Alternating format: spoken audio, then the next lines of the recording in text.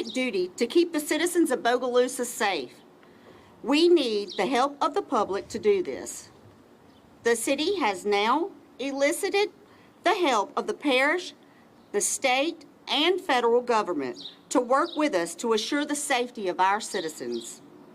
This is a time when we request the city to come together, not spread rumors, and recognize that every citizen's safety is our top priority.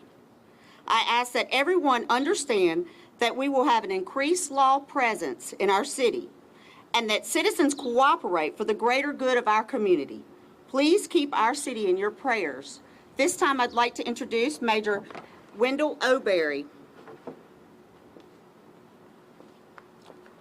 Good morning. I am Major Wendell O'Berry with the Bogalusa Police Department. Before I begin, I'd like to say that our Chief of Police, Kendall Bullen, would like to be here.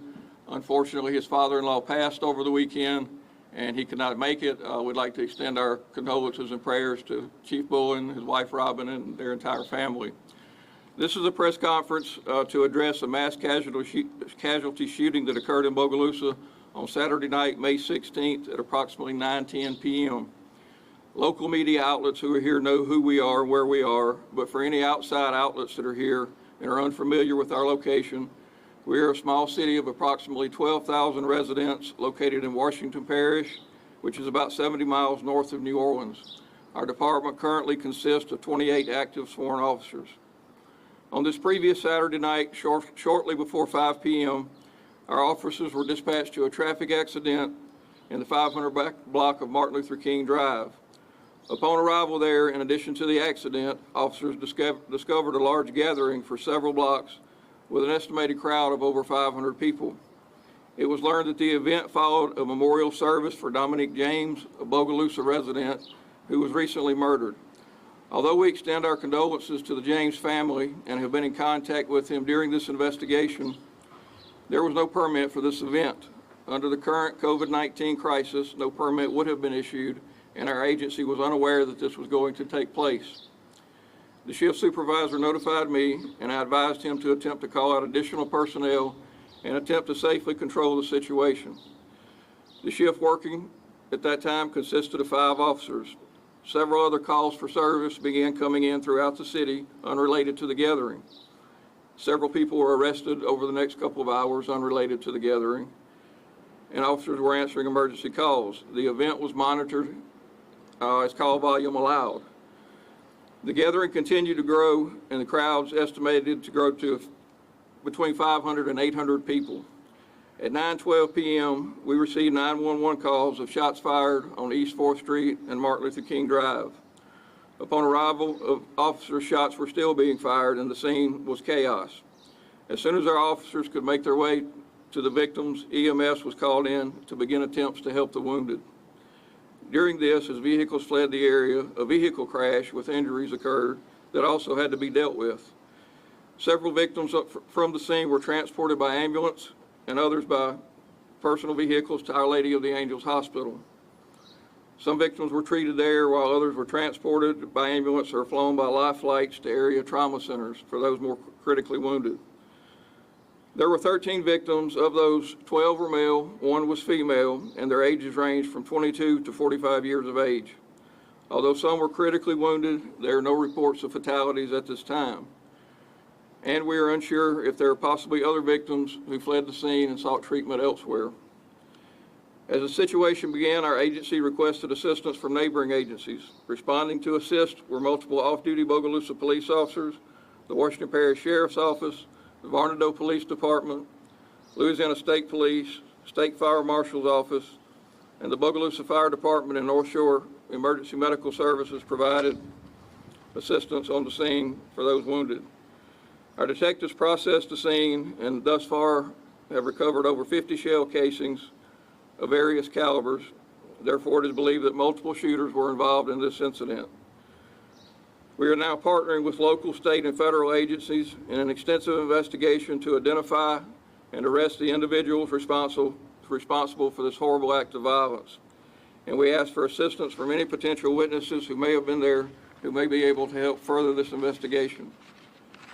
We have several other individuals here who would like to provide some additional comments. At this time, I'd like to introduce Washington Parish Sheriff Randy Seal. Thank you, Major. I appreciate that. Washington Parish and Bogalusa is better than this. I'm embarrassed that our people are behaving in this manner, and I'm going to encourage the people of the community that is, because I know soon the people's going to want to march, and I understand why they want to march, but we need to walk. We need to walk to the police, and we need to talk to the police. Instead of walking, let's do some talking. And let's tell the people of the police who did this hideous crime. You know, I'm all for walking, all for protesting, but all of that is like a little pig's tail. It's real cute, but it don't produce much more pork. And we need to take our community back, and I'm here as the sheriff of this parish to stand with the city of Bogalusa, and we're going to help them, and we're going to take back our city. Too much crime is going on in Bogalusa. Too many drugs are being sold in Bogalusa, and you can mark it back. That's what this is all about. It's about drugs, it's about meanness, it's about sin. And we need to take our city back. If we're going to walk, let's walk to church. But I want to encourage our people, let's talk. The only way that we're going to turn this city around is to tell who did this.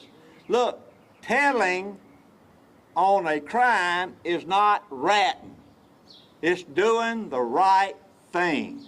And we're going to have to preach in our pulpits that telling of a crime is not ratting off. It's doing the right thing.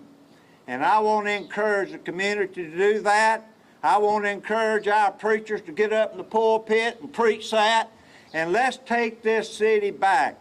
Satan has taken over in Bogalusa, and it's time that we take it back. God bless everybody, and thank you for being here, and thank you for caring for this wonderful city. As I said, we're partnering with local, state, and federal officials in this investigation. So at this time, I'd like to introduce ATF New Orleans Field Division Special Agent in Charge, William McCreary, for some remarks. Thank you, Major. ATF is a federal law enforcement agency within the Department of Justice that, among our other tasks, protects our communities from violent criminals and criminal organizations who illegally use firearms. We assist our state and local law enforcement partners in incidents such as these mass casualty shootings. Currently, we have one group of agents assigned on the ground in Bogalusa right now, working with the police department and the sheriff's department. We have other agents and intelligence specialists in other groups around the state working on this case. We do this by looking at information to share within federal databases through the NIBIN, the National Integrated Ballistics Information Network. We'll assist with laboratory services, and we'll use other efforts, other instances of technology in an effort to identify these perpetrators and to bring them to justice. We're absolutely committed to working with our partners and committed to the safety of the citizens of Bogalusa and Washington Parish. Mayor? Nope.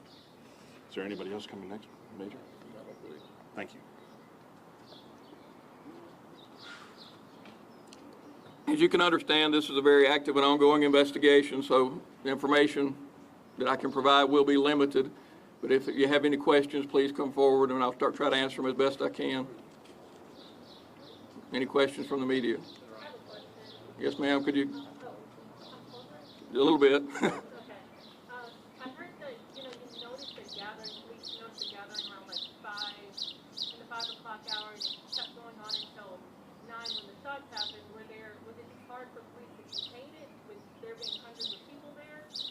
Yes, with 5 officers on the shift, and we did call 1 or 2 additional officers that we were able to get out, but with that that many officers versus a crowd of 500 and growing, there was no way to disperse that crowd, and we were getting other calls for service.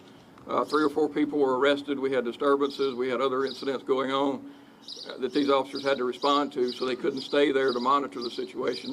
They did as best they could under the circumstances. Are the organizers of the event facing any punishment or anything like that? We're currently investigating to determine exactly who these organizers are. Once we establish that, we will consult with our city prosecutor on any possible charges that we may be able to bring towards them. Any update on the victims, their conditions or anything? I understand that 1 or 2 are critical, but I don't have, I don't believe any are life-threatening at this time, but I can't verify that for certain.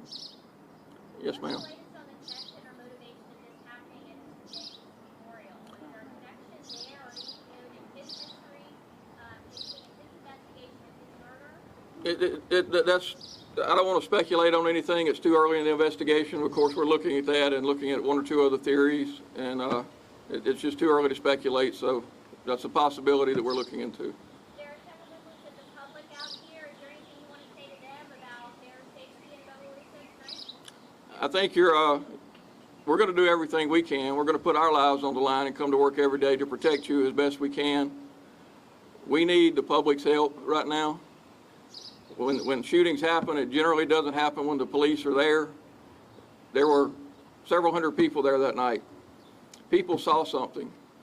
There are people in this community who know who did this. I'm convinced of that. And I know you're afraid.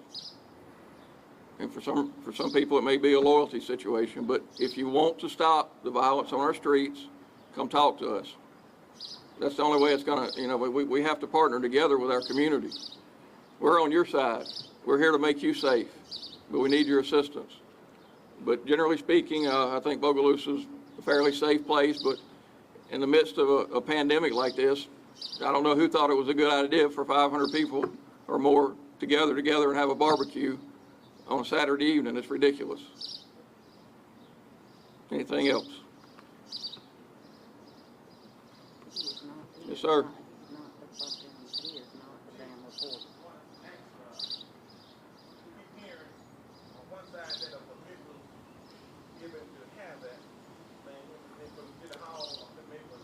If anybody told you that a permit was issued, they lied to you. Under no circumstances, with the COVID-19 pandemic going on, would we have even considered a permit. First of all, an application must be submitted in a timely manner. It must be reviewed. The chief of police must then determine if that permit would be issued. And under these circumstances, no permit of this sort would have been issued. I've heard that on Facebook and through social media, that certain people are putting out that there was a permit. There was absolutely no permit or no permission granted to have this event. To say that it was a bad decision would be a gross understatement. Those are lies, and the people that did this should feel some sort of responsibility for endangering not only the lives of people with this virus going around and having an event like this, but then look what happens. You should be ashamed of yourselves, those people that did this. I understand that. My next question. It's not a report. One more. It's not a report. But the city knew that this was going on, that these things were happening over there. I can understand they would celebrate the death of their friend. But if the officers knew about all this happening, why didn't they go disperse the crowd, stand them out? I must say. I've already cut. I must say, again, I'm sure because taxi, Franklinton, Blackjack community, when they have even a small crowd in the community, they send out. Okay, well, okay, again, I've already addressed this. We had 5 people working. We had a crowd of over 500 people. I want to see you try to take 5 people and move 500 on when we cannot even stay there and police that because we're getting other emergency calls for service. We have 28 active officers in this city. We need more. That takes money. I'm not going to get into that because that's a whole other conversation. But we're understaffed. We need more people. But we're going to do everything we can with what we have, and we thank our federal and local agencies for partnering with us. And that's going to complete the interview and the questions. Again, I'd like to thank you for coming. We encourage assistance from the public, As more information becomes available, we'll release it to you. Thank you so much.